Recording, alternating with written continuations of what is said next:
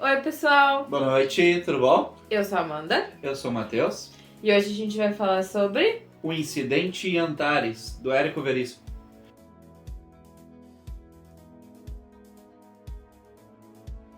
Esse livro a gente está falando sobre ele atendendo ao primeiro pedido, olha só. Tivemos o nosso primeiro pedido dos nossos fãs. Viu só, muitos fãs, né?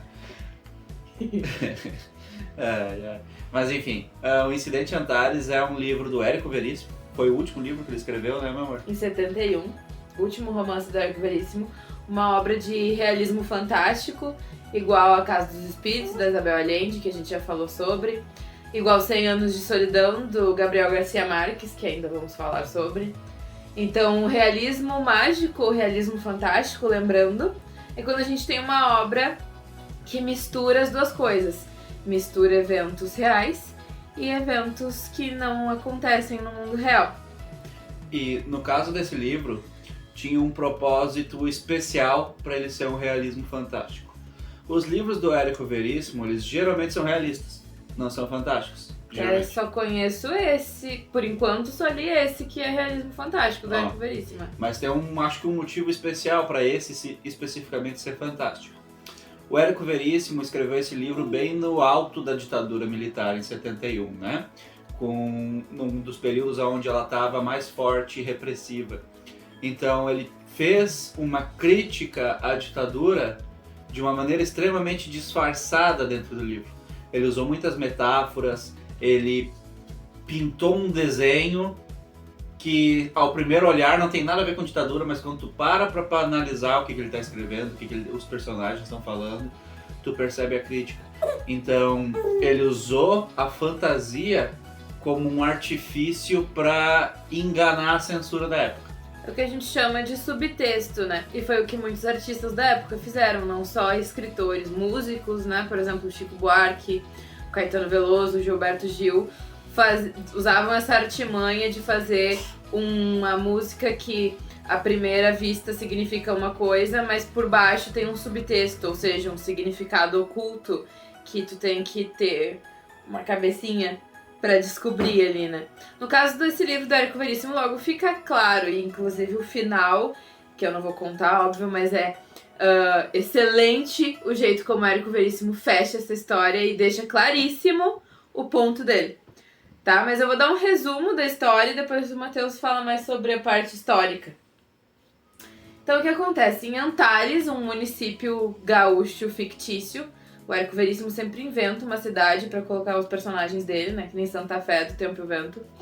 Em Antares tem duas famílias, que são as famílias que originaram a cidade, né? Que construíram a cidade. Duas famílias rivais. Eles têm lados políticos opostos. Só que os lados políticos deles não fazem sentido pra nós.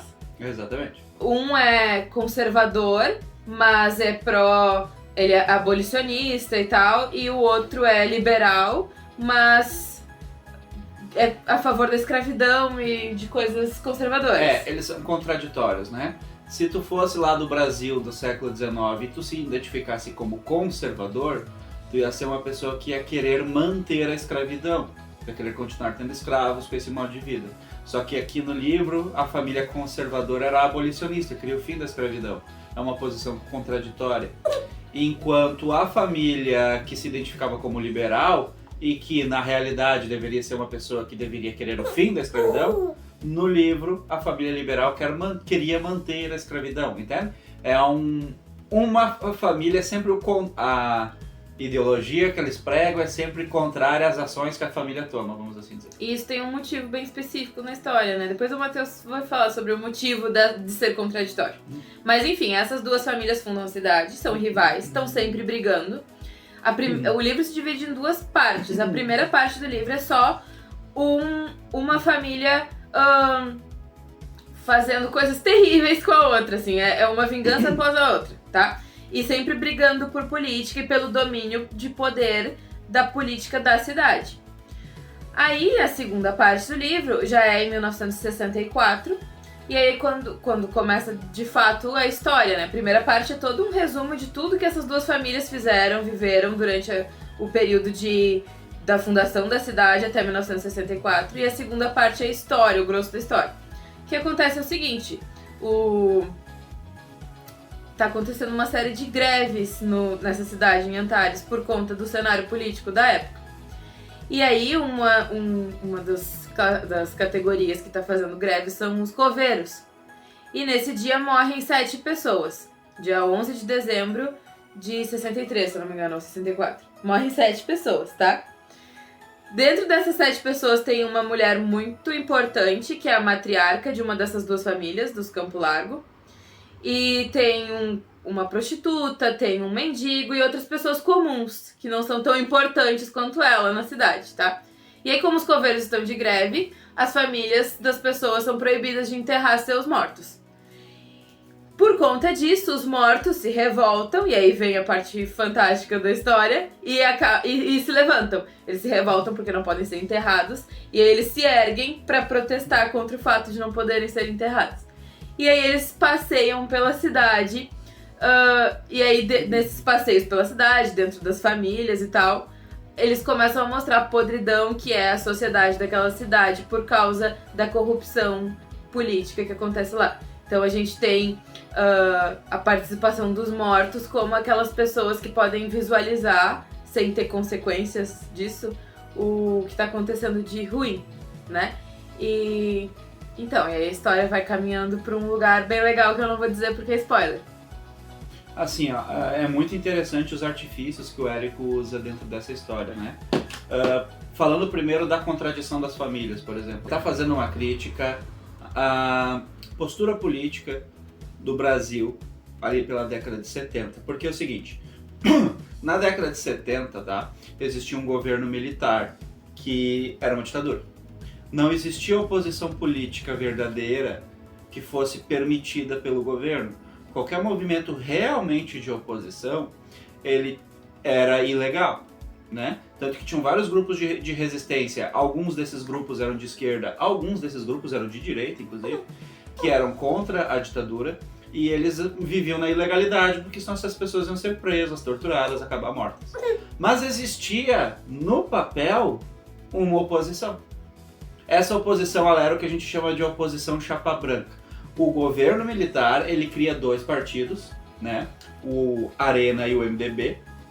O MDB existe até hoje, que é o PMDB, MDB, né? Ele já mudou de nome algumas vezes. Mas, então, o Arena, ele era o partido oficial da ditadura, e o PMDB, aliás, o MDB, ele era a oposição chapa branca, que é a oposição só no nome, entende? Por isso que esse artifício de dizer que é uma coisa, mas ser outra. Ele era oposição só no nome, não fazia oposição nenhuma de fato política, não demandava nada politicamente contra o Arena, não tinha nenhum poder político de fato. Era só para manter a ideia de que existia uma oposição, né?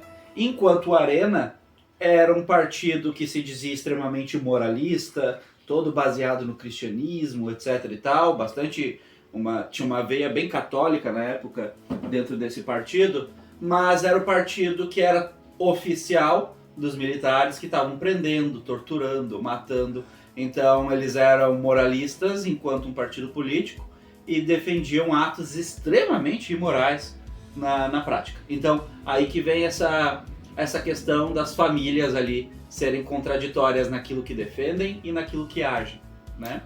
Além disso, o Érico Veríssimo queria fazer uma sátira, né, dessa situação, porque às vezes as pessoas, elas não às vezes, né, sempre, na opinião do Érico Veríssimo, as famílias poderosas e tal, do Estado, não estavam seguindo aquele rumo político em benefício do povo, em benefício de uma classe, estavam... os seus valores políticos eram em benefício de si mesmos, dos seus interesses e da sua própria família, não no interesse do todo. Por isso que é contraditório, porque nem sempre todos os valores de um lado são legais pra mim. Nem todos eles. Alguns são e outros não. Então eu faço essas escolhas contraditórias de valores, porque a verdade é que eu só tô pensando no meu próprio umbigo. Essa é a crítica social também que o Érico Veríssimo traz com essas... Mas assim, a principal mesmo é essa questão política histórica que o Matheus falou. E inclusive isso é uma crítica bem atual ainda, né, do Érico. Sim. Porque hoje em dia os partidos são assim, eu sou contra a corrupção, nós somos as pessoas mais honestas, tu vai ver todo mundo ali respondendo por um crime tal, por corrupção ali, por coisas terríveis. Ou então tu vê um outro partido dizendo, nós queremos o bem do povo, nós queremos que todo mundo melhor de vida, e quem mais melhor de vida nesse governo desses partidos são os bancos, são quem já é rico, já é explorando a população. Então é aquela coisa do partido, da política usar uma luta para mover a massa, né, para mover a população e apoiar aquela luta, mas na verdade o partido quer o bem de si mesmo e dos seus integrantes. Uma coisa muito legal que tem também no livro é que um dos mortos é um advogado, e ele era advogado do prefeito, né, em exercício ali de Antares. E ele estava metido em todos os rolos de corrupção do prefeito, ele sabia de tudo. Só que, obviamente, ele nunca falou disso em vida, né? Mas em morte. Mas em morte é outra situação, porque ele já tá morto, qual é que é o problema? Daí o que vai me acontecer? Eu já tô morto, né? E isso é interessante porque também é outra crítica ao período da ditadura, porque os jornais, na época da ditadura, eles não poderiam noticiar nada contra o governo. Teve vários jornais que tentaram fazer notícias de corrupção durante a ditadura militar, e acabaram sendo censurados, e alguns jornalistas, como o caso mais famoso do Vladimir Herzog, acabaram sendo mortos pelo governo por causa que eles estavam tentando investigar corrupções dentro do governo militar.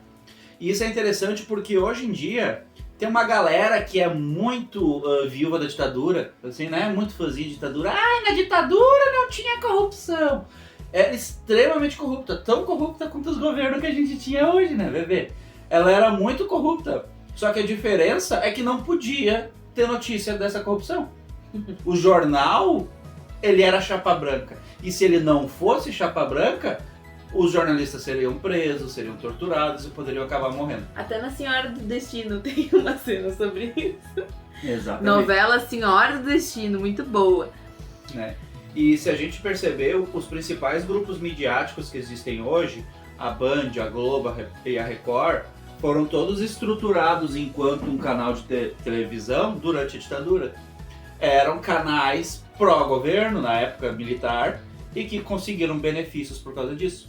Várias construtoras dessas famosas que estavam metidas em casos de corrupção recentemente, ali 2015, 2013, 2002, eram construtoras que participaram do governo militar. E durante o governo militar fizeram vários acordos extremamente suspeitos com o governo para construções, como por exemplo da Transamazônica, que teve muito desvio. Então é interessante que, e se um morto pudesse falar, né? E se um morto metido num governo pudesse falar da vida dele realmente, assim, sem medo já, porque ele tá morto. Ponto genial dessa história é que os mortos não têm mais responsabilidade nenhuma, porque não é como se eles ressuscitassem. Eles só ganham aquele momento de vida, assim, né, de movimentar o corpo pra reivindicar o direito de serem enterrados. Então eles não têm mais responsabilidade nenhuma com o que eles falam, o que eles fazem, onde é que eles entram. Então eles entram na casa de todo mundo, eles falam tudo que eles pensam, eles contam as verdades. E esse é o ponto genial desse livro, né? A gente tem esse elemento cômico, porque em alguns momentos é muito engraçado, que os mortos se levantam, né? Por exemplo, a dona Quitéria queria ser enterrada com todas as suas joias, e a primeira coisa que ela percebe é que os filhos já pegaram todas as joias dela e dividiram entre si, não respeitaram os desejos dela. Então tem várias partes cômicas e tal, e o fato dos mortos serem de classes sociais diferentes, eles têm que se unir, né? Pra reivindicar o direito do enterro. É muito bom, tá? Tem, assim, uns diálogos inteligentíssimos que só o Érico Veríssimo tinha. A gente percebe que é o último livro dele, é o livro que ele tá mais maduro, o livro que ele tem mais experiência, ele coloca toda a genialidade dele ali. Então, é um livro que vale muito, muito, mas muito a pena ser lido. Tem que ser lido com bastante atenção e um olhar crítico, assim, pra tu entender a metáfora, tá? Mas vale muito a pena. E assim, a metade do livro talvez seja um pouco desafiadora, a primeira metade, que é quando ele tá dando o contexto das famílias, né? Só que é que nem a Amanda me disse hoje, quando passa aquela metade ali, o livro melhora de um jeito sensacional, né? Pra quem não gosta muito de descrição, né, vai ficar enfadonho, mas o livro é muito bom, né? Não quer dizer que seja chata a primeira parte também. Mas do meio pro final é excelente. Leiam, o Incidente Antares, leiam Érico Veríssimo, pelo amor de Deus. É um dos maiores escritores da nossa terra e um dos maiores escritores do Brasil. E tenho certeza que vai ser um livro que vocês vão rir, que vocês vão se impressionar. Vão se revoltar. Vão se revoltar, ainda mais quando vocês fizerem o link do que ele está falando com a realidade, certo? Busquem lá porque vai valer muito a pena, pessoal. Até a próxima! Até a próxima. Tchau, tchau.